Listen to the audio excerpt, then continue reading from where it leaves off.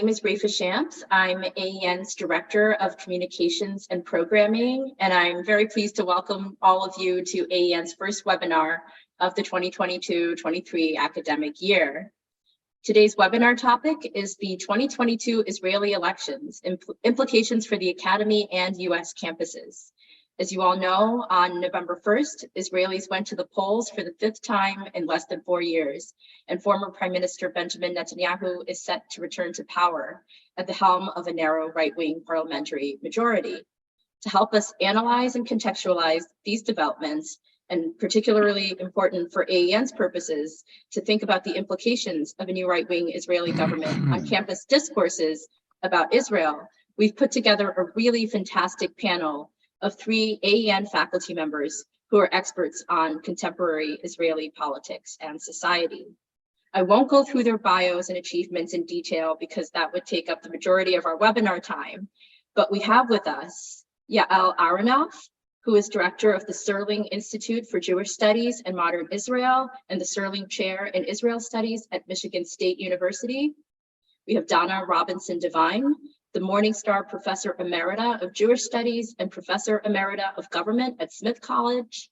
And finally, Elie Rekhess, the Crown Visiting Professor in Israel Studies and Director of the Israel Innovation Project at Northwestern University. Yael, Donna, Elie, thank you so much for joining us today. We're looking forward to hearing all of your insights. Before I turn it over to Yael, I would like to request from the attendees that you hold your questions until all the presentations are over. Then feel free to type them into the chat and we'll try to get through as many as possible. So we'll do this alphabetically. So without further ado, Yael, please go ahead. Thank you. Thank you for inviting me. It's wonderful to see some colleagues and friends on here as well, both as participants and organizers and as attendees. And it's also great. Elie and he did something on the Israeli elections with me at MSU. I did something with him at Northwestern. And so this is the 5th, I lectured each time at MSU with colleagues. And so it's the 5th time. And each iteration, one of the main take-home messages is that often within each election you see a change of within a block rather than between blocks. And even though we have a significantly different government today that we're going to have than we had with Lapid at its helm, and there are significant changes that we'll discuss, the actual voting itself reflected again more or less what it did in several of the previous elections. And actually there's only a 0.01% difference in the absolute vote that separated the blocks that was the anti-Netanyahu bloc, so to speak, that also included, Palestinian Arab parties, left Zionist parties, center parties, center left parties, but also center right and right individuals as well in this anti-Netanyahu bloc versus the pro-Netanyahu bloc. So on one hand, you get a significant change in terms of the government, but it's also important to realize that in terms of who people are voting for within these kind of characterizations of blocks, you actually did not see a significant difference at all. You did see high voting rates, so 71% among Jewish Israelis. It was up to, I think, almost 55% from Arab Israelis, mostly whom are Palestinian. We'll probably hear more about that from Elie. And that, although lower than the Jewish rate, was still significantly higher. So what are the things that we can, analyze here? I think one is to look at the fact that actually Yesh Atid did pretty well. So it has a historic high for the party. While it was only in power for 4 months in terms of Lapid being prime minister, he had several successes he could point to. He had a successful hosting of Biden. The 3-day operation in Gaza was perceived by most Israelis as relatively successful. There were some reductions, I believe, in the number of murders in the Arab sector, and there were more efforts to do something about it. They brought in many immigrants from Ukraine. There's money that was finally allocated to Holocaust survivors who often not received enough resources in Israel. There was a good program for PTSD for veterans. And of course, there was the deal between Israel and Lebanon on maritime borders and gas, which was a big success for Lapid and his government only in his 4-year term. There was efforts to have a national service for everybody for 18 months, and some of those laws have been passed. That's not going to happen now. And there was efforts to pass public education for Haredim in terms of their curriculum, ultra-Orthodox in Israel, in terms of having a math and science education. So there are a lot of positive efforts that were made over the past year and even in the past 4 months that Lapid was prime minister. And in some respects, the electorate actually voted in much higher numbers for Lapid. So then what happened if we have a relatively similar voting rates in terms of blocks and Yesh Atid actually doing better in terms of its recent successes? And of course, what many of you heard about and probably be repeated in the panel is essentially mistakes that were made on some of the left bloc in terms of Meretz for the first time in 30 years, not the leftmost Zionist party, not making the 3.25% threshold, not making it by 3,800 votes. And, you know, so there's a kind of blame game going around as to what happened, but certainly some say that Merav Michaeli, who's the head of the Labor Party, maybe should have ran together with Meretz. Then they would have not lost those approximately 151,000 votes that could have prevented potentially with other votes, the Netanyahu being able to form a coalition. And so that was a huge loss and potentially a huge mistake. There are also others that say maybe Lapid didn't do enough to help Meretz, or that Meretz itself, you know, could have done more. There are some that say that Meretz, you know, each time in each election it was saying we're not going to make the threshold, we're not going to make the threshold, vote for us. And this time maybe people thought they were crying wolf, thought they would make the threshold and didn't vote for them. So, I mean, there are all kinds of reasons that could have contributed to that. But, you know, again, essentially 3,800 votes missed for Meretz had a humongous impact in terms of the ability to form coalitions. Likewise, Balad, the nationalist Palestinian Israeli party, ran separately from the other parties and was also not able to make the 3.25% threshold. And so those two parties together played a significant difference in having all those votes lost and having now the most right-wing religious coalition that Israel's ever had.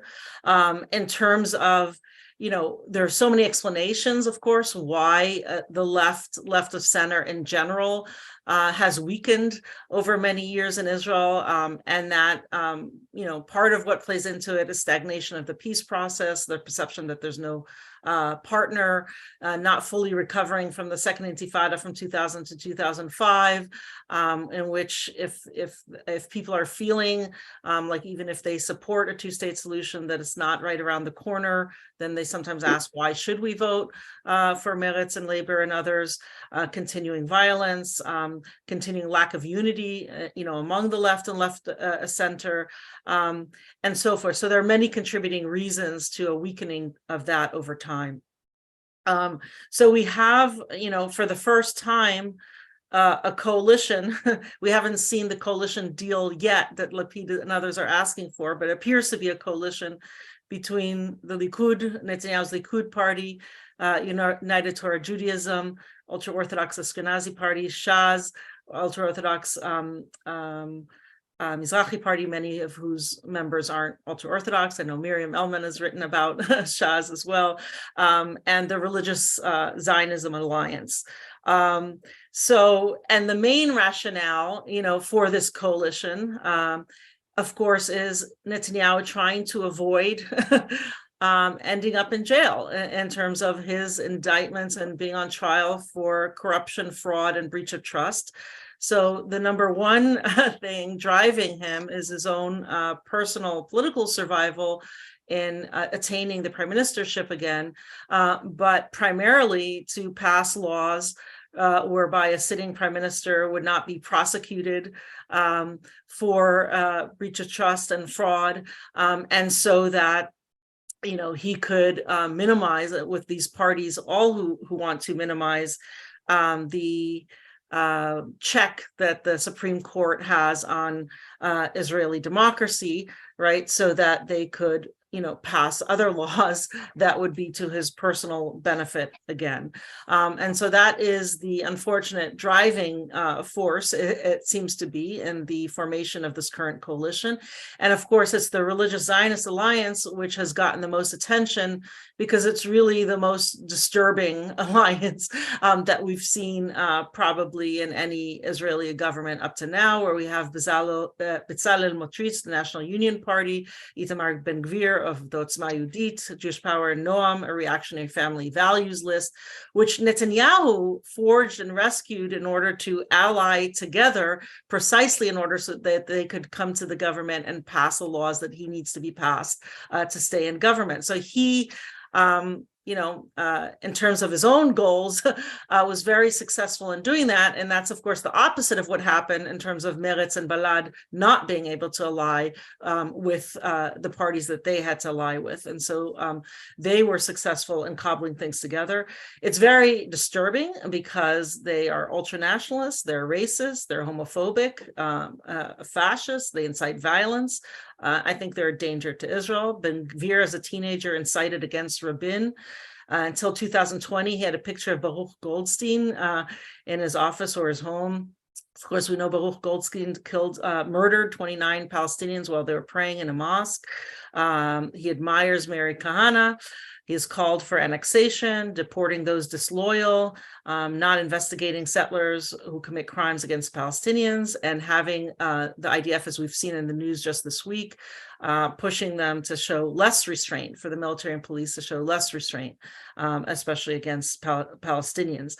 So it's really worrisome that these individuals, of course, are in the government. And so the question is why, one question is why were they successful? And of course, there's a host of reasons to that. One is that they successfully use social media to capitalize on fears of crime, fears of personal security, and so forth in the aftermath of the 2021 war between Israel and Hamas, in which you had more intercommunal violence between Palestinian Israelis and Jewish Israelis. In the social media, the only thing that was shown, of course, was the targeting of Jewish Israelis. And so the social media capitalized on fears from that. And of course, they took votes away from, apparently also Ben-Gvir makes personal connections with people when he's on the street. And of course, they took the votes that maybe Bayit Yehudi and some of the 220,000 votes from Yamina, those parties that didn't make the threshold on the right, some of the support went to them. So a lot of scholars characterize Israel in a different manner in terms of what kind of democracy it is. I see it as a hybrid democracy with consociational, ethnic, and liberal components. And this current government is really an assault on the liberal components of Israel's democracy by really intending to, in the coalition, really weaken the High Court and its ability to have judicial review to a great extent, whereby a Knesset, a majority of one kind or another, might be able to override a Supreme Court decision in which the law was considered unconstitutional. Of course, Israel doesn't have a constitution, but seen as going against the basic laws of the country. And of course, they'll do a lot more to increase the role of religion in the state in terms of no transportation on Shabbat. Ben-Gvir is now, the Noam leader is now head of a new department of Jewish identity, which will try to prevent people from being considered making aliyah if they weren't converted by the Orthodox, or if they're grandchildren who aren't considered Jewish. So it's really going to make a lot of friction in terms of Jewish diaspora relations with Israel. There's going to be kind of retreats in terms of curriculum for ultra-Orthodox, praying at the Western Wall, all kinds of things. There could be gender related issues as well. And this is the government that has the least number of women in many years. It only has 9 women, so 14% of the 64 members of the government. And the opposition has 20 women, or 36%. So 2 of the parties, of course, don't allow women to represent them. So there are a lot of potential issues with this. And there are a lot of dangers that I'm concerned about, that many of us are concerned about, not only to Israeli democracy, but to inflaming further conflict and potentially violence between Israel and Palestinians, where it's on the Temple Mount in Jerusalem that inflames it, whether it's more settlements on the West Bank or more provocations on the West Bank that now Smotrich and Ben-Gvir try to incite. And of course, it can have negative implications for U.S.-Israeli relations as well. So really, a very concerning situation, both domestically and internationally. Since I'm an eternal optimist, I will leave us with a couple of hopeful notes before I say a few words about campuses. And one is that I think Netanyahu is generally risk averse, so he may, trying to be optimistic, he will at times try to constrain Smotrich and Ben-Gvir after perhaps the laws are passed that he wants to be passed and that he needs them to be passed. The Abraham Accords possibly will put some constraint on the religious alliance's wish to annex territory in the West Bank.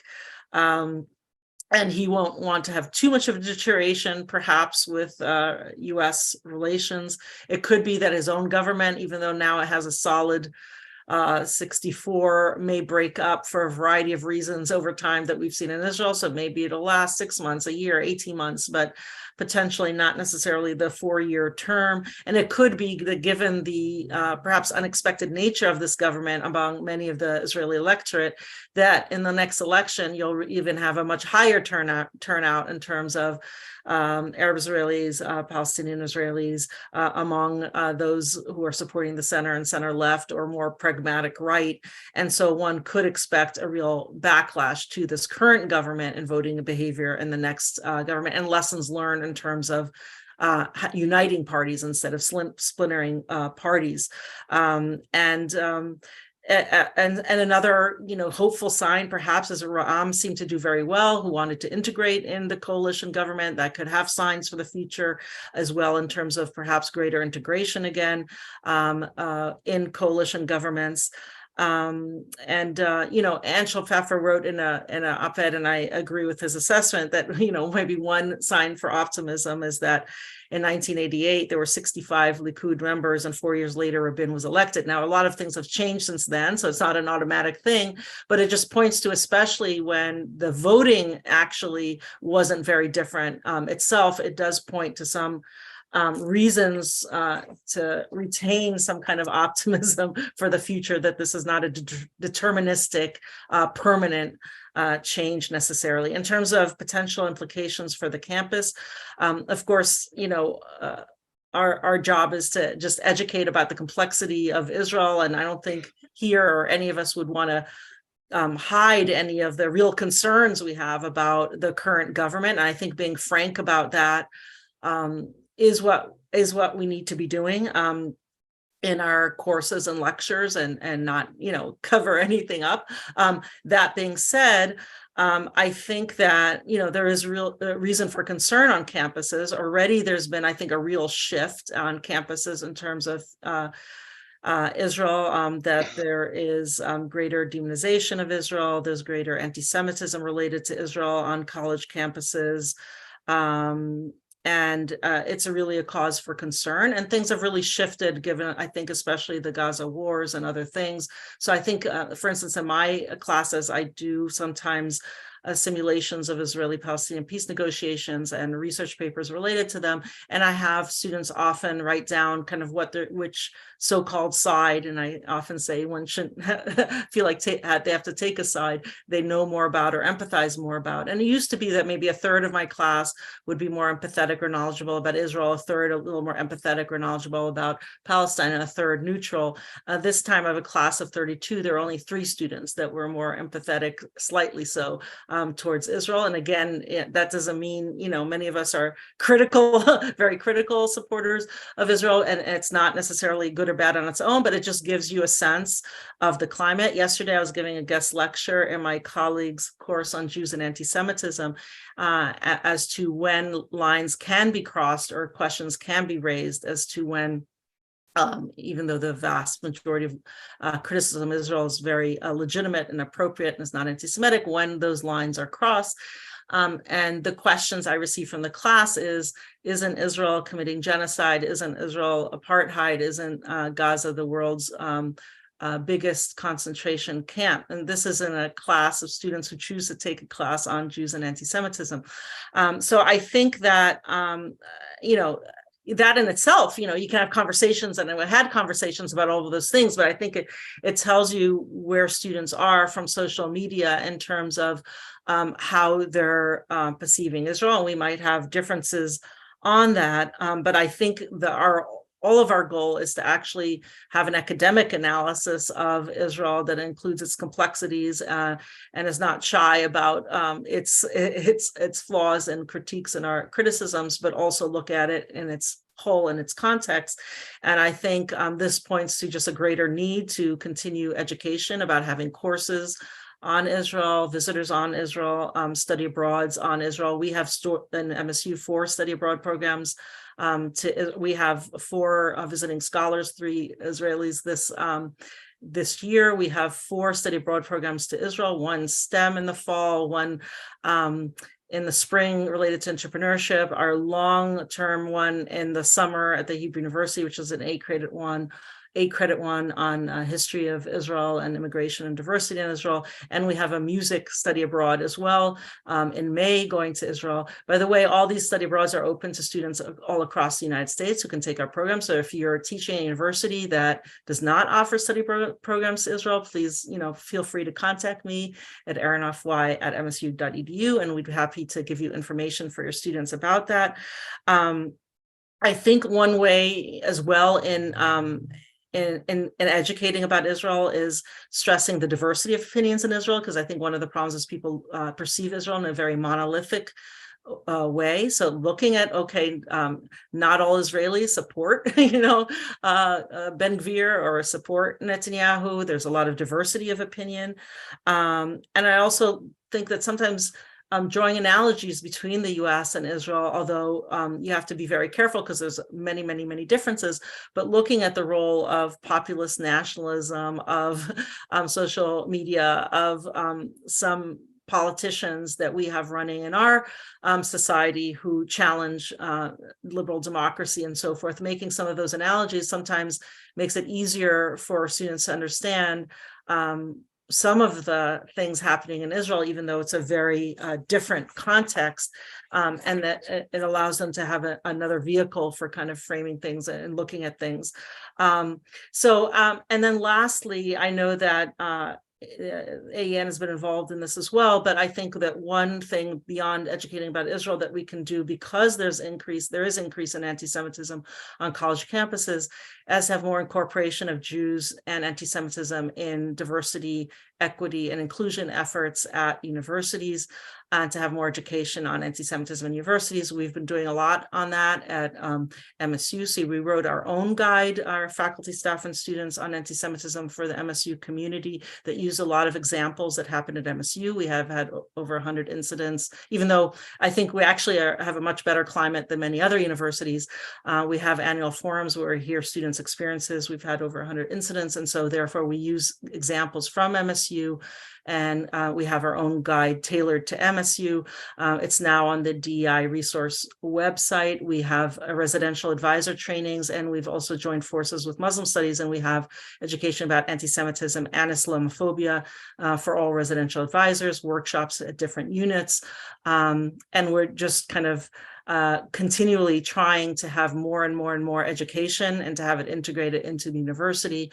And we just successfully have a new religious observance policy at the university, which is much stronger than our old one, to beyond issues of anti-Semitism, address issues of inclusion on campuses. So some of this relates to Israel, some of it doesn't relate to Israel, but certainly it relates to kind of campus climate. And so I'm eager to learn from everyone else and from your questions and to have discussion. Thank you.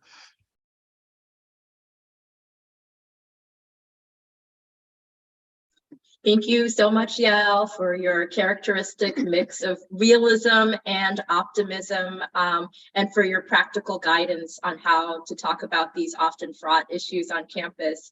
Really appreciate that. And so now I want to turn this over to Donna.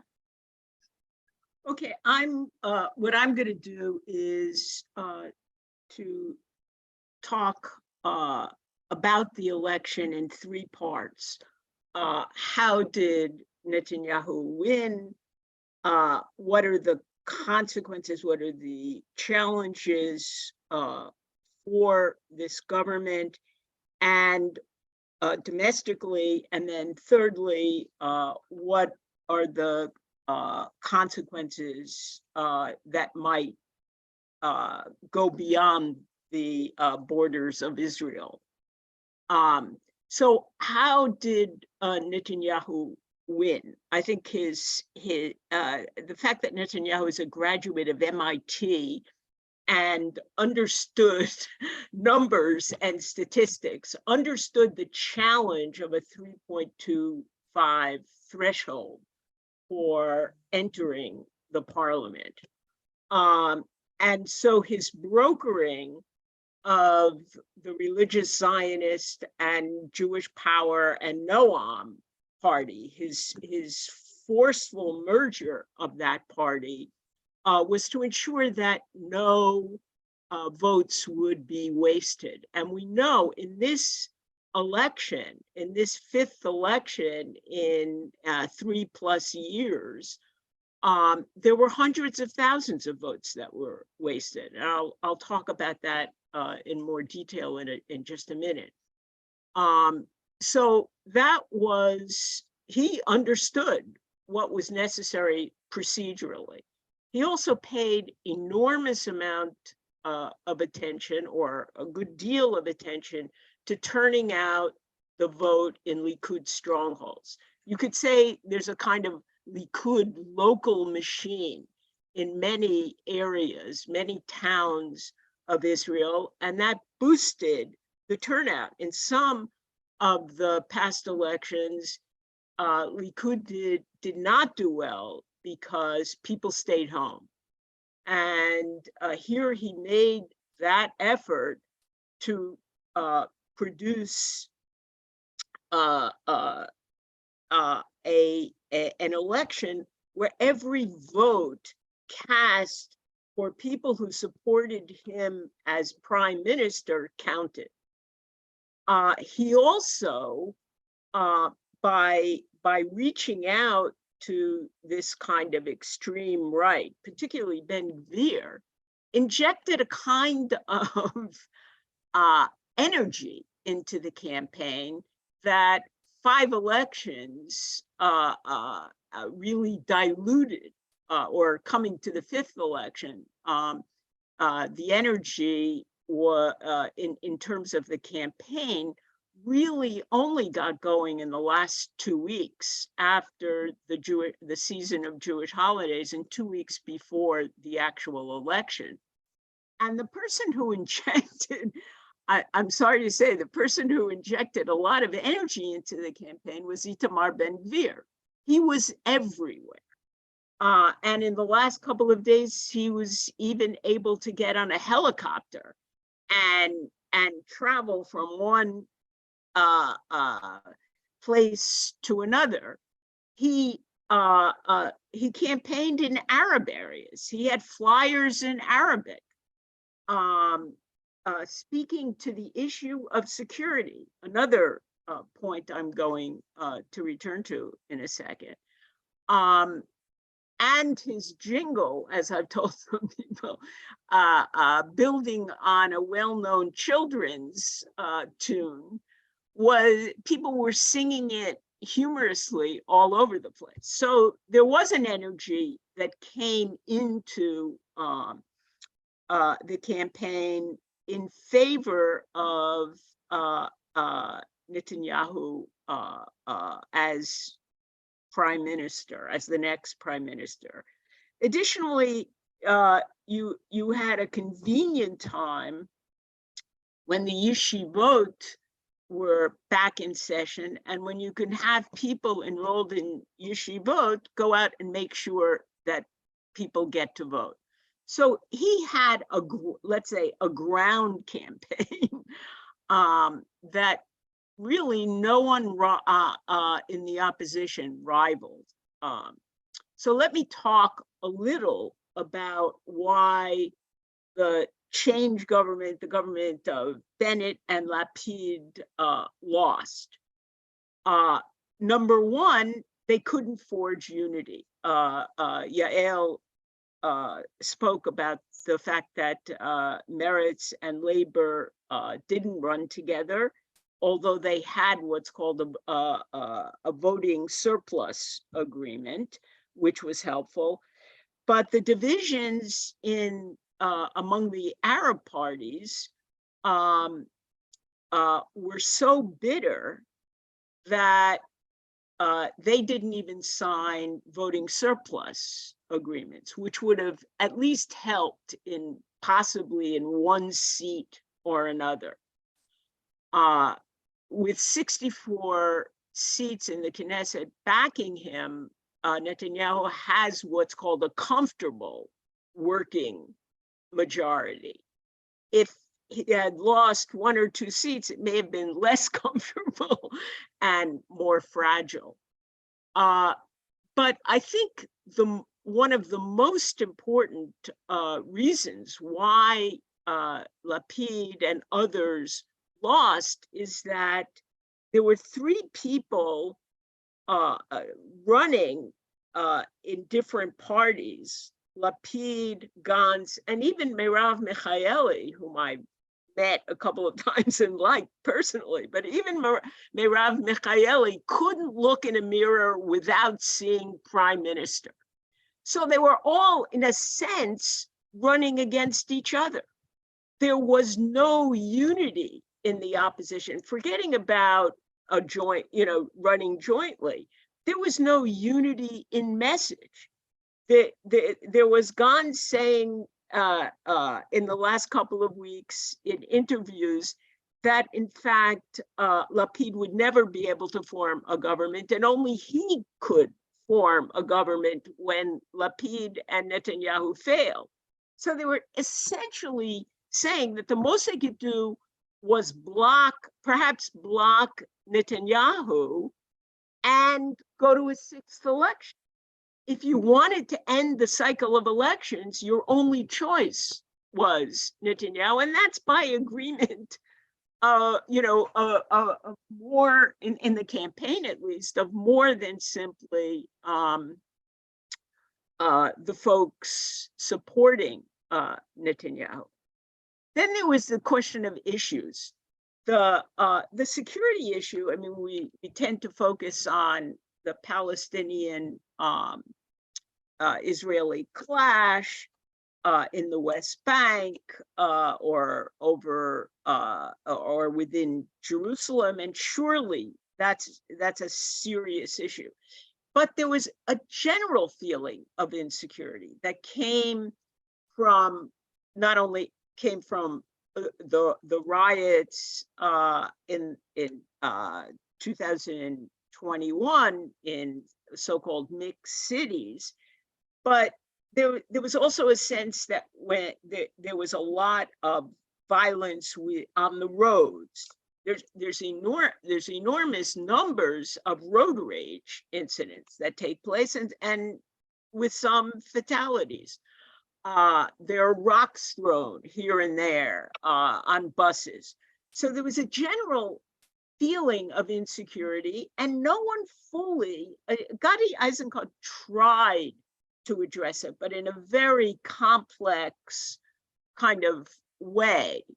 But apart from him, the opposition didn't really fully address it, which was very obvious. So people felt disconnected, and the people who felt most disconnected were the people who had the religious Zionists who had supported Yamina or Bayit Yehudi, who felt they had no home.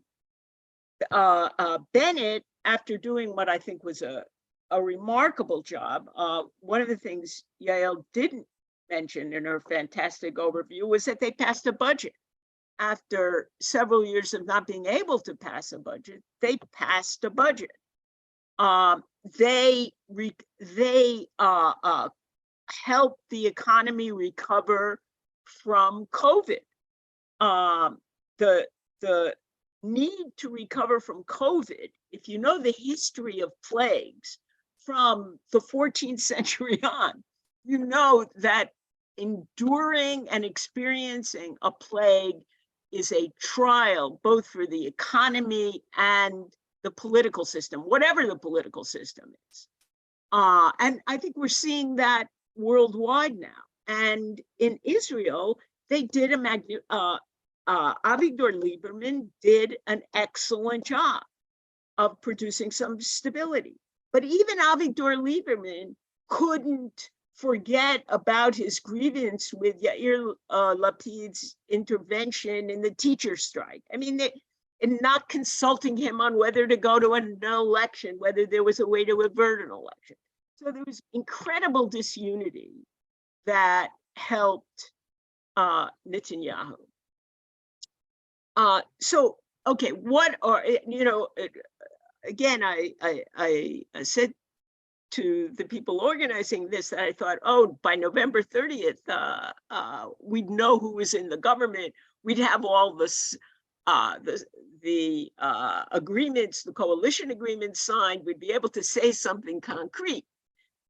So it's not been easy for Netanyahu to create a government, to forge a coalition, and he may have to, he may make it within the 28 days, but he may have to ask for an extension.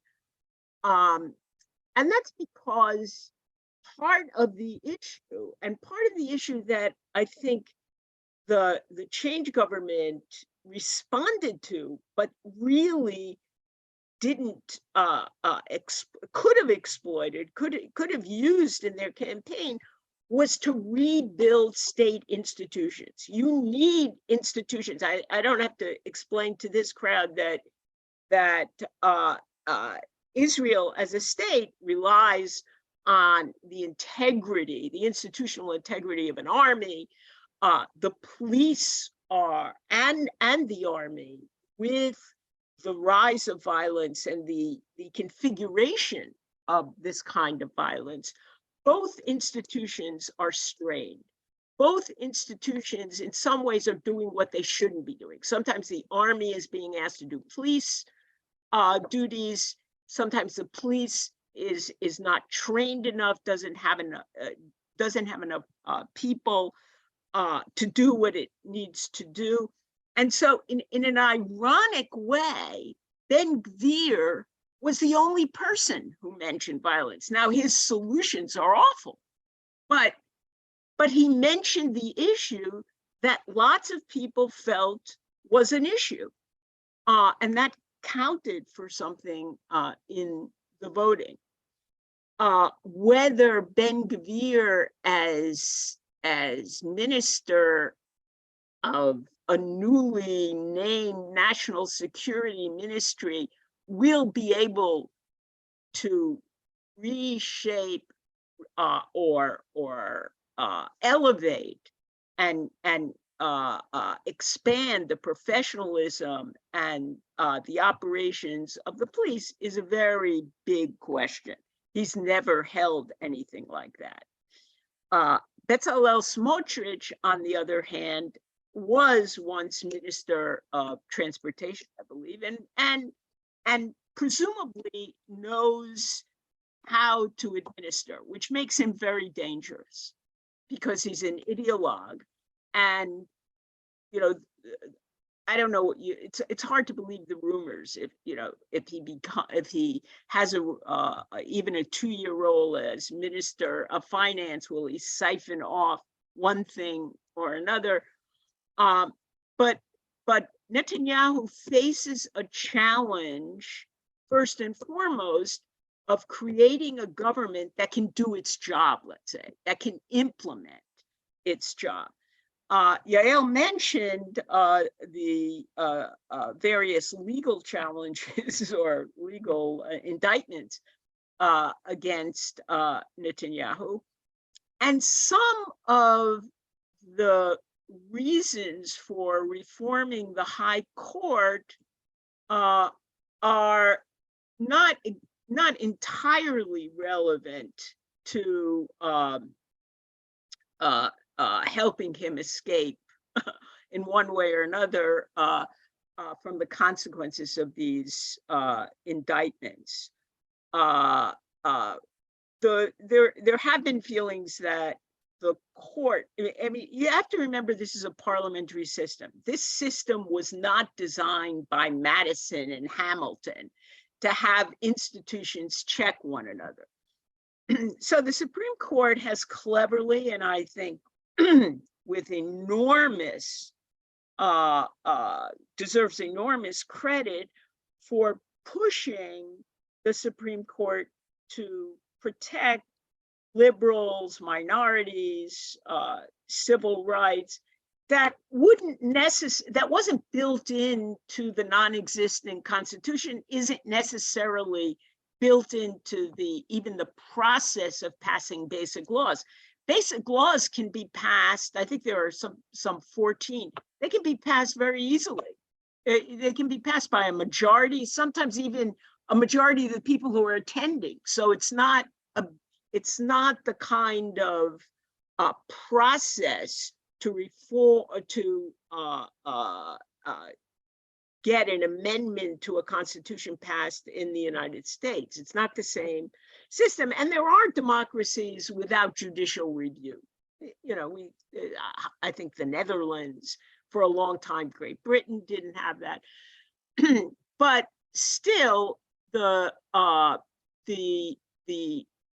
degree to which the esteem that jurists internationally hold for the Israeli Supreme Court, I think, is both deserved and helpful in protecting Israel from the International Criminal Court, from the Hague, from other kinds of international institutions that want to go after Israel for one or another political reason. So there may be consequences to reforming the court in international circles. But there's also, I mean, Benjamin Netanyahu is, again, a graduate of MIT Sloan School. He knows economics. He knows numbers, he knows statistics. He also is fluent in 3 languages. We may not like him, but he's not stupid. And he's not uneducated. And he understands for him, Zionism has a lot to do with the power of the state of Israel, the integrity of the state of Israel, its prosperity. You don't have prosperity. You have prosperity from the startup nation. You don't have prosperity from at least what one Israeli comedian called the startup shtetl, which is what the new government seems to be looking like. So he's going to have to worry about siphoning off too much of a budget to the yeshivot, to non-productive sectors of the economy. And that could bring an early end economically to the country. He knows that in the Ministry of Defense, it's important to work with the United States, even police. So there are all kinds of challenges that he certainly understands. How he will resolve them is still a question. Thank you.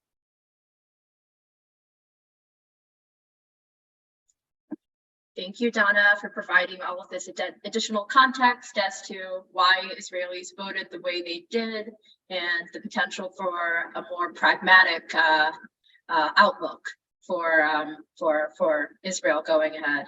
So now, last but definitely not least, Elie, please go ahead.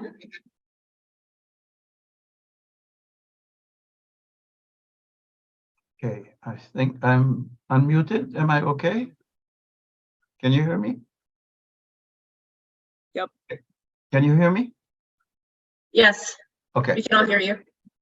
Okay, so some of you with sharp sight might have noticed that I've been busy while Donna was talking, and also when Yael was speaking. So I was not looking at my email, but rather as they spoke, I said, I'm the last but not least, as Raifa said, and what am I going to say?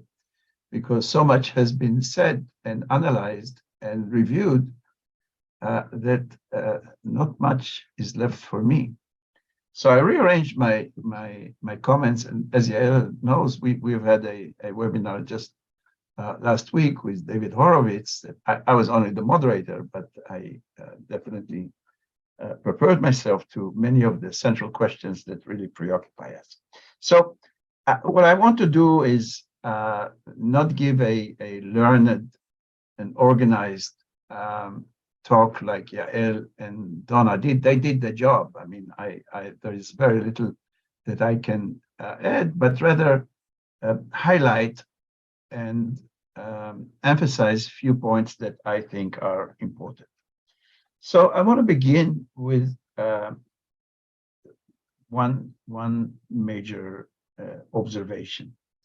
You know, the Israeli public, right after the elections, was divided in its response. On the one hand, you had a response of shock, disenchantment, frantic disenchantment. People were talking about the dark age that is beginning. I know that members of the younger generation in Israel, including some of my own kids, were talking about the relocation. In other words, we don't want to live under this regime, and we should consider relocation.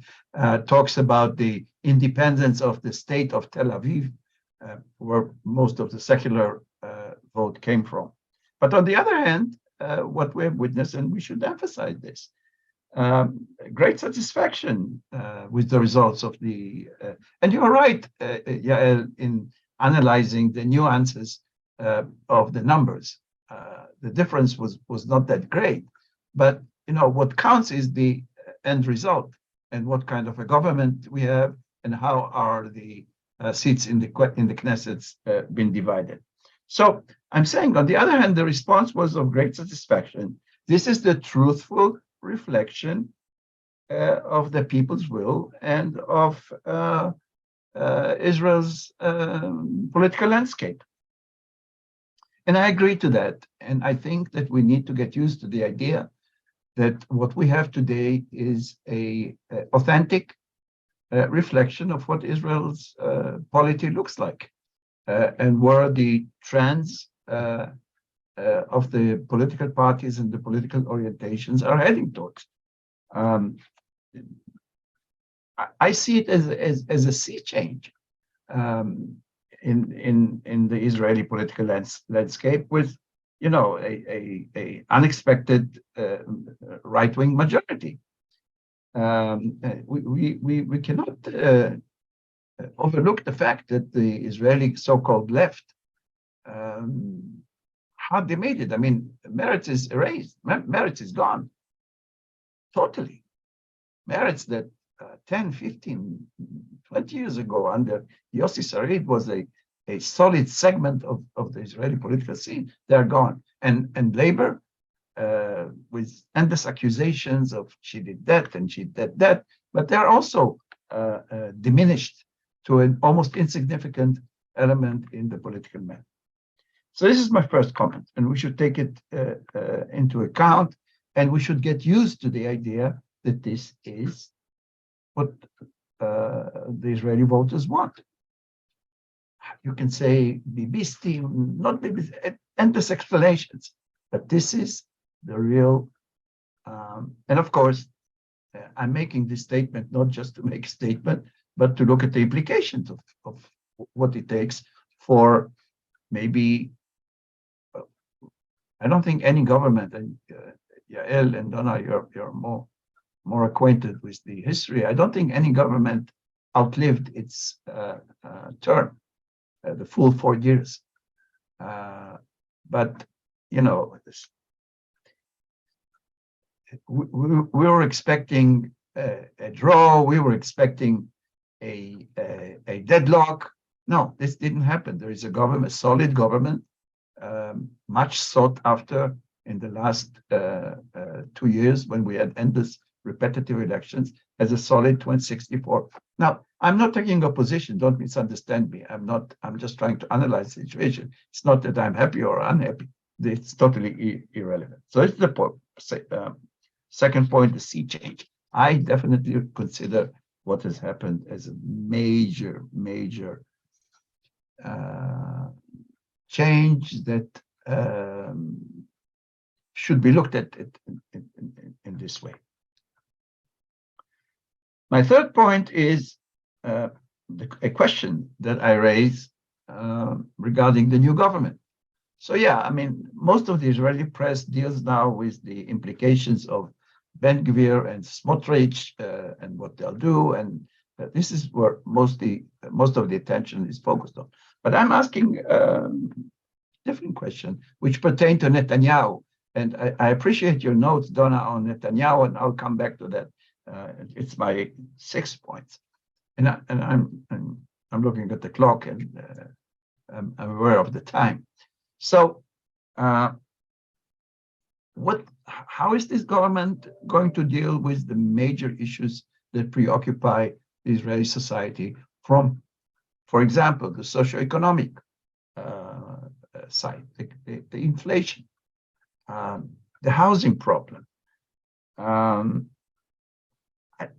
How is Bibi going to handle it with a problematic government that many of the ministers withdraw parts of the budget for their own focused interests? So I'm really I'm going to say something that I'm not. I can be quoted. I don't care. I believe in Bibi, in the sense that okay, I'll jump to my 6 point. You know, he's the longest serving prime minister, and he is well experienced. And some suggest that he's the most experienced Israeli statesman since Ben Gurion. Zalman Shoval, former ambassador and a former Likud, but the Gachal part of Likud politician, wrote a very interesting op-ed on the prospects of Bibi. And yes, he is the most experienced one, definitely much more experienced than Lapid, with all due respect to Lapid. And, you know, I'm a student of history, and history tells us that there are discrepancies between the rhetorics of election campaigns and practical policies. Bibi, I don't think he expects or is looking forward for another term after this one. I think, who knows? I mean, I don't want to make any predictions but it seems as if this is his big chance. Now, legal issues aside, let's leave this for a moment. Bibi as Prime Minister of the State of Israel, I think he would want to go down history as someone who has really impacted Israel both domestically, regionally, and internationally. And he would not be the first one. Whenever I talk about this or I look at this, I remember Begin. And when Begin took over, oh my God, I mean, everybody was horrified. Begin had some surprises. Unfortunately, he there was a note. Can I share the op-ed? Okay, I'll do that later. I'm not very good with technicalities. So anyway, this note I think should be taken into account into our notes. What is there to expect from Bibi? And this relates to my point on the policies of the new government. As I look at the elections and the forthcoming years under the new regime, I think the major question that needs to be raised pertains to the nature of the state of Israel.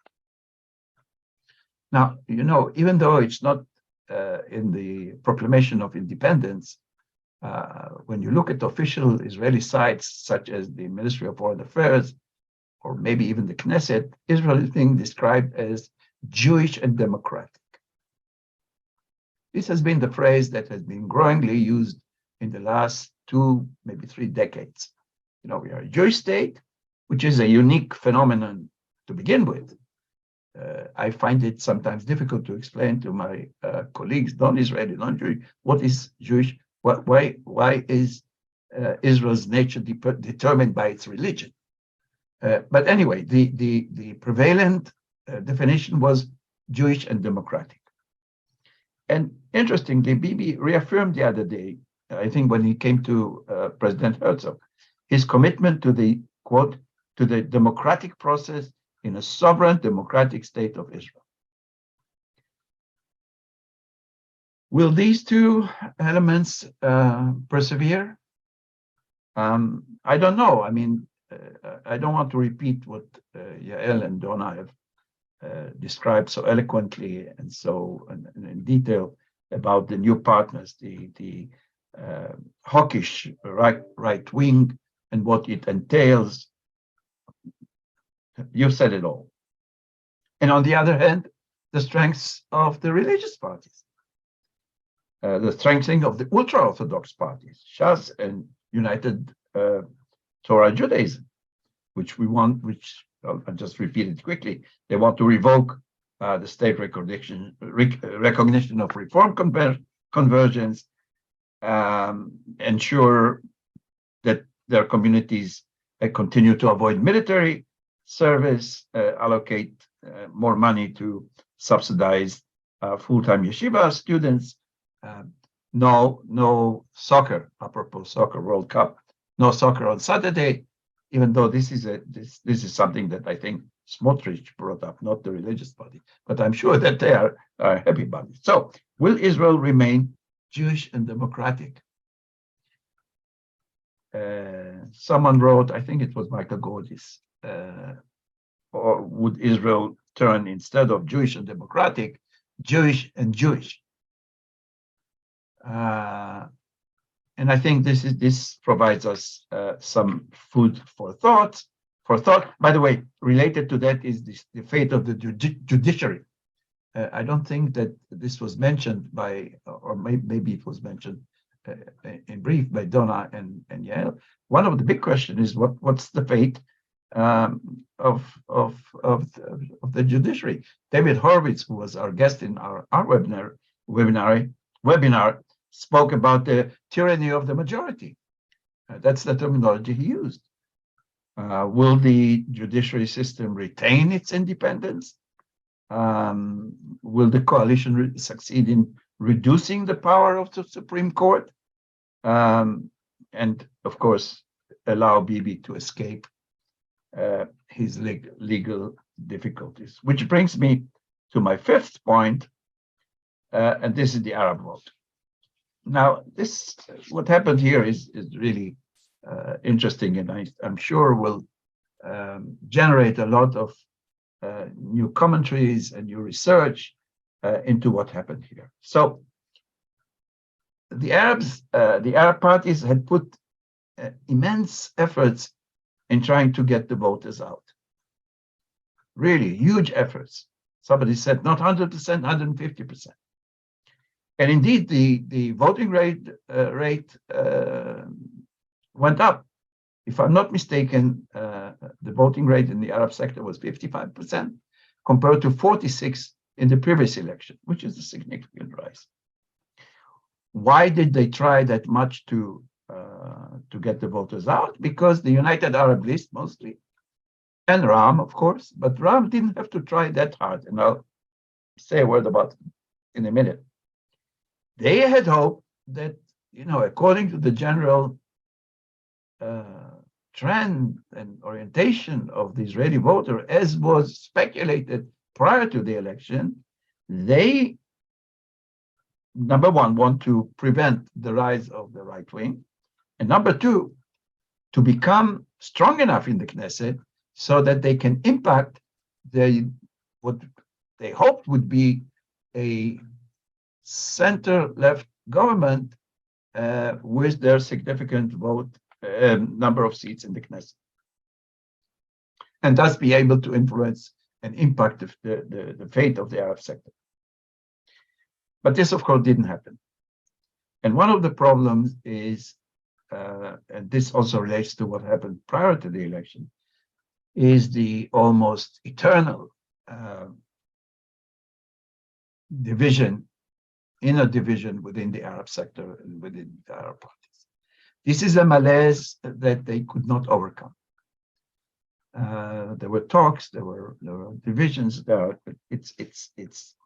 is a built-in animosity between the political parties, rivalry, diversity. The Arab political scene is diversified, is fragmented, is fractured, and they couldn't get their act together.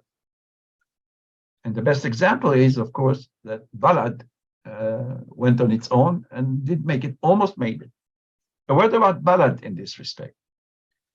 I consider Balad's vote, which they almost made it. I think they got something like 125 or 130,000 votes. It's very significant because it reflects the political aspiration of the younger Arab generation to support a nationalist, anti-Zionist, strongly pro-Palestinian segment of the Arab society in Israel. Now, I don't have time to analyze all of the features and characteristics of what happens in the Arab society, because we have to take into account that Ra'am under Abbas made it and achieved a significant accomplishment in the Knesset. So what is this Ra'am phenomenon? I think it represents one facet of the Arab society in Israel that is eager to be integrated into the Israeli political and socio-economic life. And they did so successfully. There is some dissonance lying in the fact that Ram is an Islamist party. And by the way, parenthetically, I would add here that, Bibi tried to, incite against the Arabs by saying, oh, the Muslim Brotherhood. Somebody is right. I mean, the Islamic movement, the faction, what is called the southern faction of the Islamic movement in Israel, considers itself as a outshoot of the Muslim Brotherhood. Now, they don't accept all of the Muslim, and they don't go with a banner saying we are Hassan al-Banna, but they represent the pragmatic faction in the Islamic movement in Israel that consolidated itself since the movement was divided in 1996 under the leadership of the late Sheikh Abdallah Nimad Darwish, who preached for integration, preached for collaboration, while maintaining the main fundamentals of being a Muslim in a Jewish state. with all that relates to it. And this formula seemed to have worked well. And hence, Ram did what it did. And you remember the talks and the denials that Bibi and the Likud have negotiated with Ram. And I wouldn't be surprised that this would go on as well in the future. So, yeah, I see in Balad a strengthening of the more radical nationalist trend within the Israeli Arab society, which stands in contradistinction and perhaps diametrically opposed to a different segment of the Arab society that, Israel has been there for 73, 74 years. And these are people who are born and raised, educated in the state of Israel and have been integrated socially, not socially, but economically into the Israeli network. However, and now I get to my, I don't know which point. I need to say something about the campus system. So do I still have time, Raifa? Yeah. Just a couple of minutes because we want to leave some time for Q&A. Yeah, well, a couple of minutes and a couple of things. So couple of minutes, broadly speaking, couple of minutes. No, I understand. Yeah, I'll be good. I talk too much. So I forgot where I was. I spoke about the inner division within the Arab sector. Okay. You're going to talk about campuses. Yeah, campuses. I know this. I still remember, but there was a previous point, but it will eventually will. Yes, I know what I want.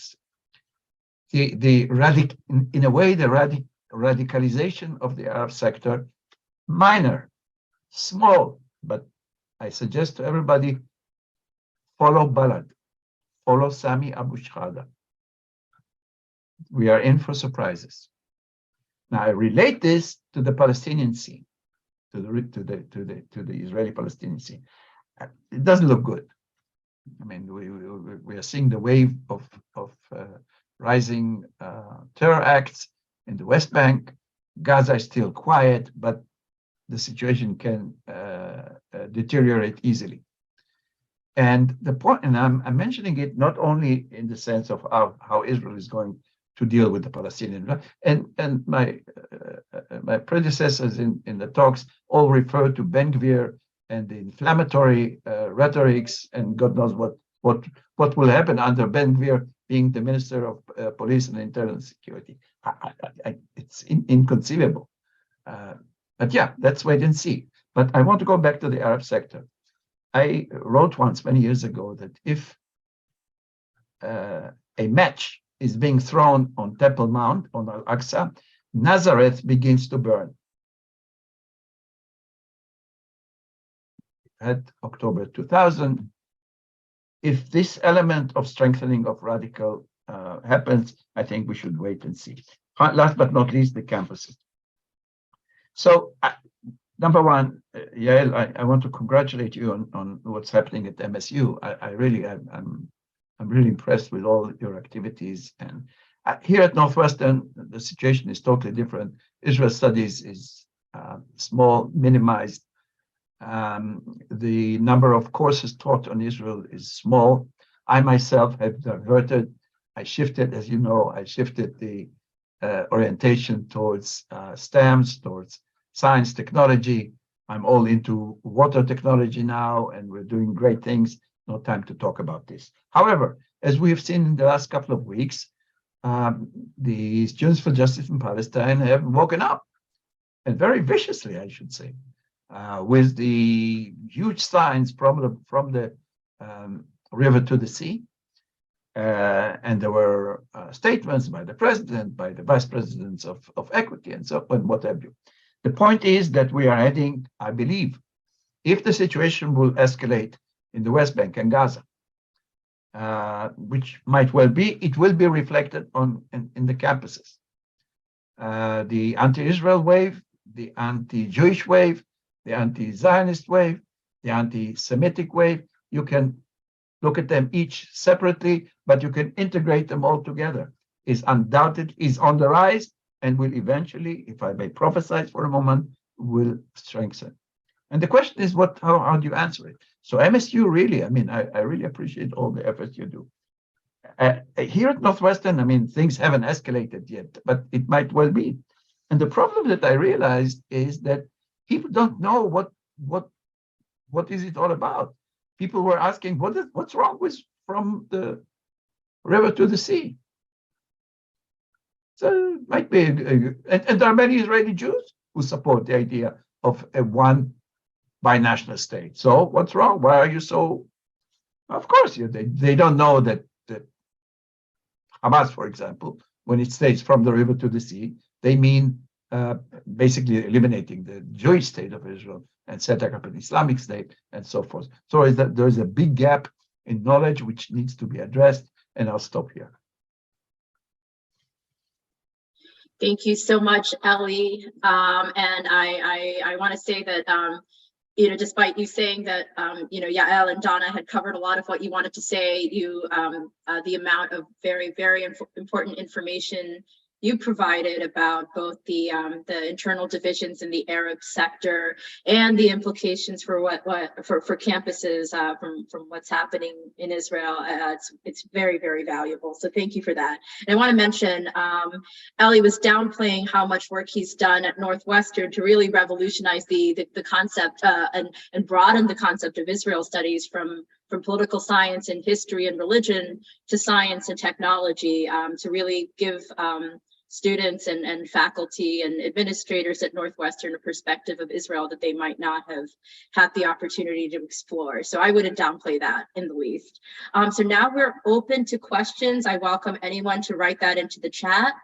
We already have one, and I think the panelists have already addressed this to a certain extent, but maybe if they go into a little bit more detail, and this is also about the campus element, and it's whether we like the results of this election or not, how do we as US faculty concerned about Israel, concerned about the campus discourse about Israel, calm the fears of Jewish and non-Jewish students that Israel is becoming a quote unquote fascist state without sugarcoating?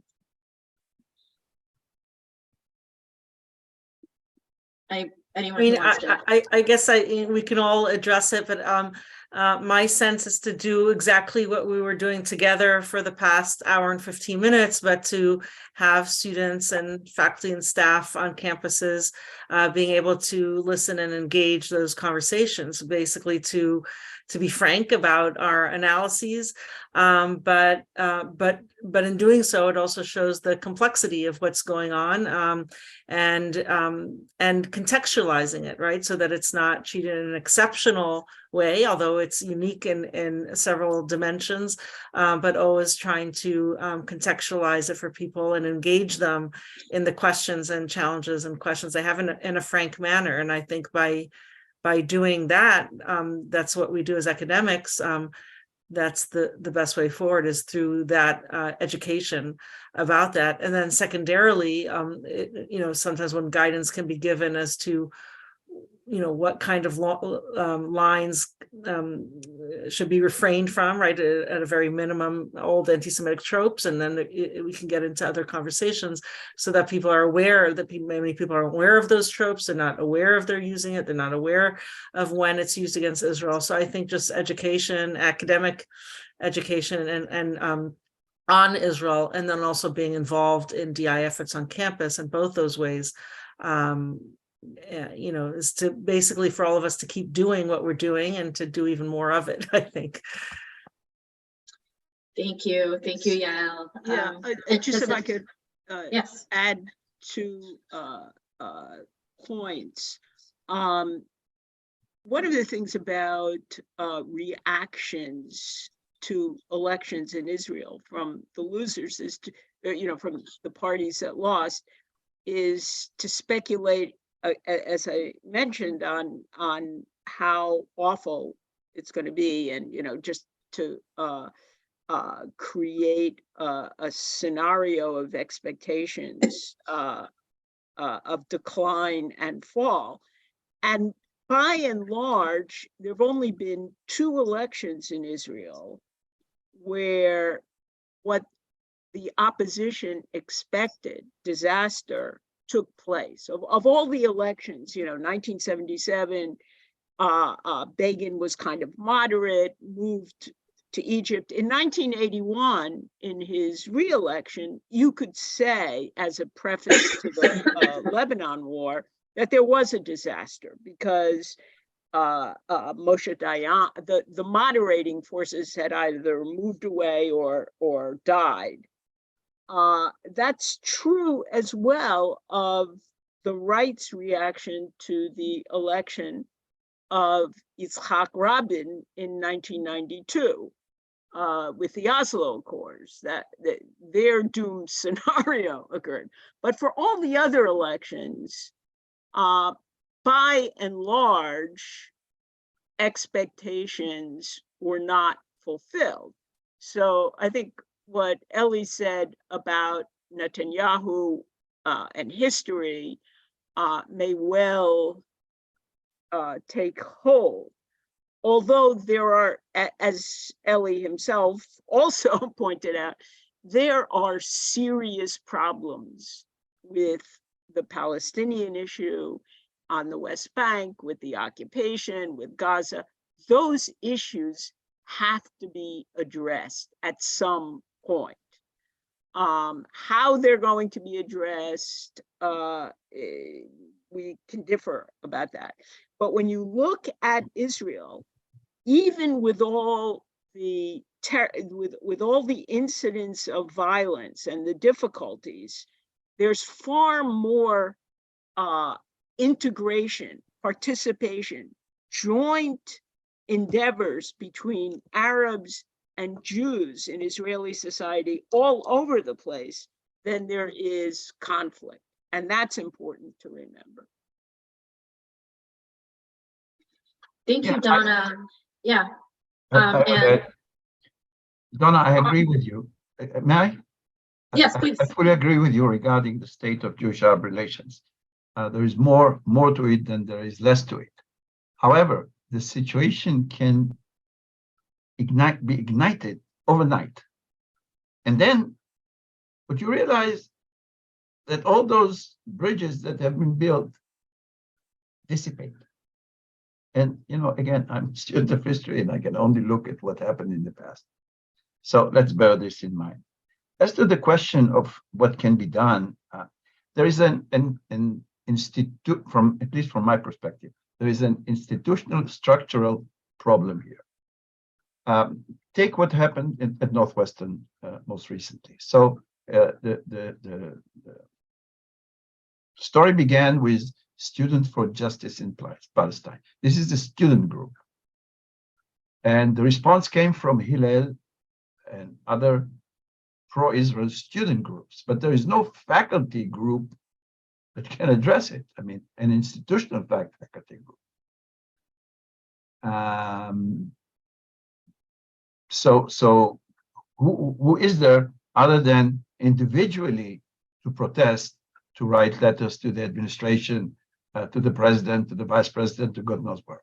Yes, but in many ways, the faculty's hands are the faculty is handcuffed in its ability to respond as a body, as an institutional entity that can have an impact. I don't know if Yael agrees to that. I think in general, my sense is, and I don't think that you were suggesting this, Elie, is that, we had this stream of petitions across campuses, after the May war between Israel and Hamas in 2021.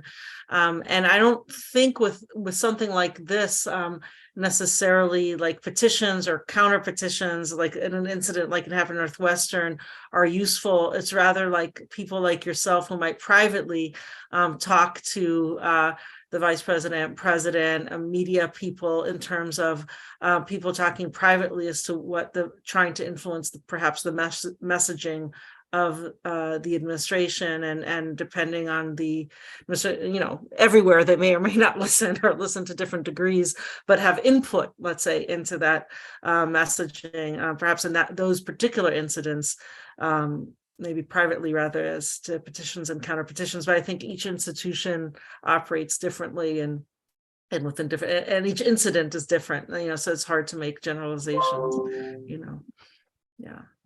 But I agree with you, Elie. I mean, even though I'm optimistic in many ways, as I said, I'm very, very concerned, precisely what you say, that any little spark, right, and which Ben-Gvir and Smotrich, I think, are happy to try to light the spark and want to light the spark.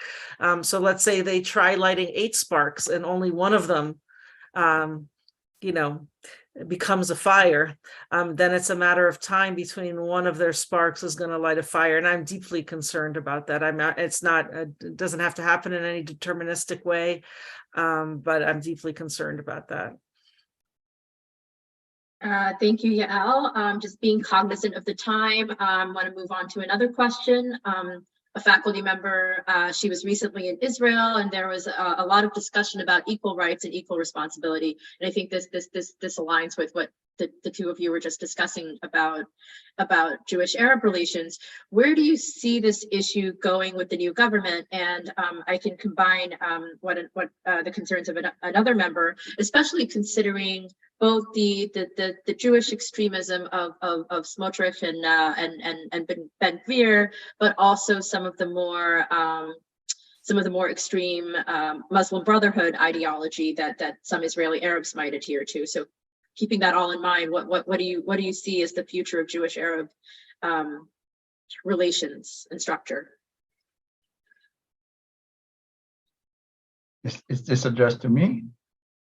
Anyone, but I know that's one of your areas of expertise. I would offer the question to Yael and Donna, and then I'll say. Yeah, one of the things about Mansour Abbas, who, as Elie pointed out, belongs to a party that has roots in the Muslim Brethren and is a Muslim party. He was interviewed after the election, and after a couple of days after the election, when things became more or less clear. It wasn't just exit polls.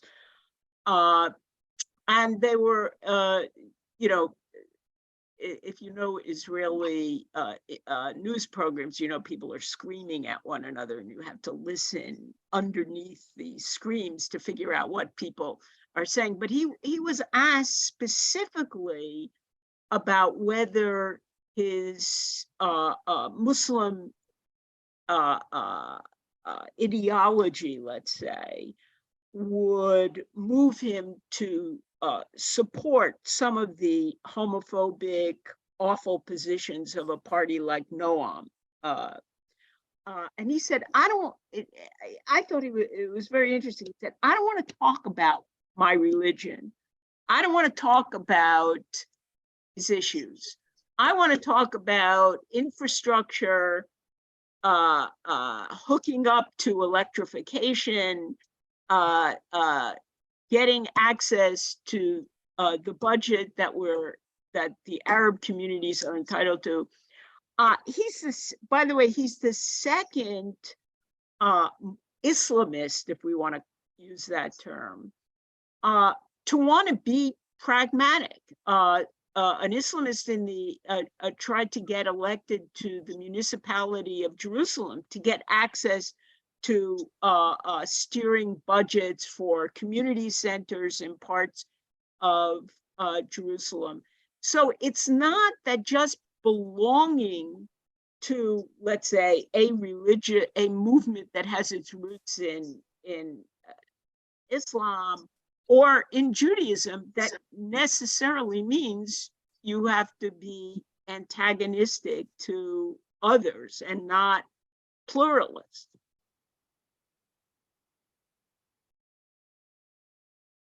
Yeah, I agree. Look, the question, there was also a detailed question on the chat, which I didn't manage to finish reading, but this question of Mansour Abbas representing the Islamic movement is a very charged one and very problematic and needs to be studied carefully. There are different trends within the Muslim Brotherhood. Elements of Hassan al-Banna's ideology can be found in radical movement like the ISIS and elsewhere. Their interpretation is a pragmatic one, as I said. Islam as a bonding, cohesive framework for the Muslim community in Israel is strong, and we cannot disregard it. This is an interpretation that works, or that worked, or there was an indication of a line that might lead to greater equality between Jews and Arabs and closing the discrepancies on the socioeconomic level between Jews and Arabs. I read the other day that I cannot recall who said it, that we can't wait for Ben Gvir to take over internal security by an Arab representative. What? Yes, we need a strong man with a strong hand to put an end to the ceaseless wave of killing in the Arab society. And Ben Gvir will do the job. I mean, this is, it's difficult to grasp, but yes, this was the anticipation, and I can understand that, because if the Israeli authorities cannot stop this wave that has been on a daily basis, this malaise of internal killing, then maybe Ben Gvir will do the job. As to equal duties, there was one reference to that. I think today, when in the Israeli discourse, when equal duties is being mentioned, it's not mentioned with regard to the Arabs.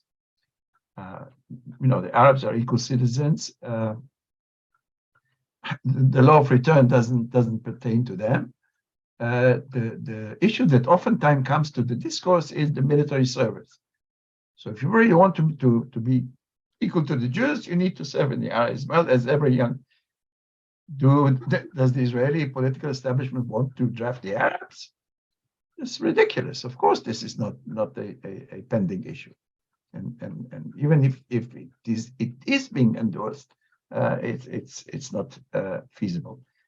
Equal duties refers mostly to the religious, to the draft of the religious to the army, and as I've indicated earlier, this is on the agenda of the ultra-orthodox parties to continue to reject.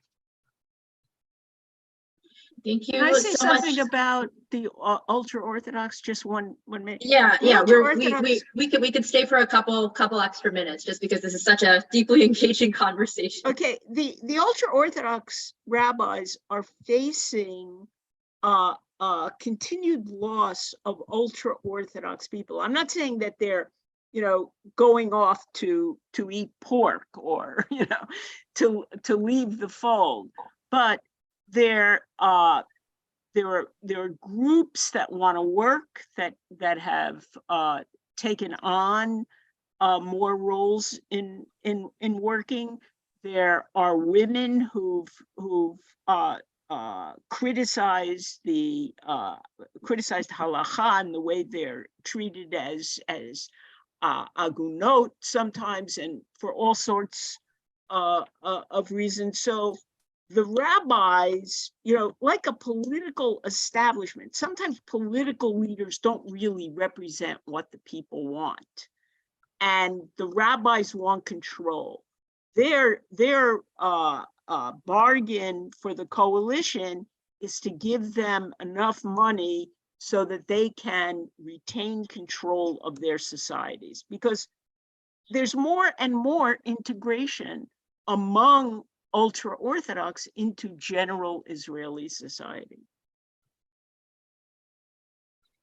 Thank you, Donna. Any last comments? I mean, since we're already a little bit over time, and we characteristically still have some people on the webinar. Does anyone want to add any additional comments? I'll just add on the lighter side. My comment with which I ended the previous webinar. Too many webinars. And I quoted, no offense, I mean, this is the best, of course. And I quoted Mark Twain when he first heard the music of, well, I was corrected, of Mahler. And he said, it's not as bad as it sounds. I don't know if it helps, but Well, on that dissonant, but not really note, see what I did there? Right. I want to thank you all, Yael and Donna and Elie, for joining us today, for sharing their expertise and their insights. Since we're over time, it's clear that this has been a very engaging event. And even though there might be too many webinars, I have to invite you to another one in 1 week. 12 p.m. Eastern, we will be talking about the cultural roots of contemporary anti-Semitism with Sylvia Barak-Fishman and AJ Nolte. So we invite people to register and attend that as well. Thank you all. This has been great. Bye.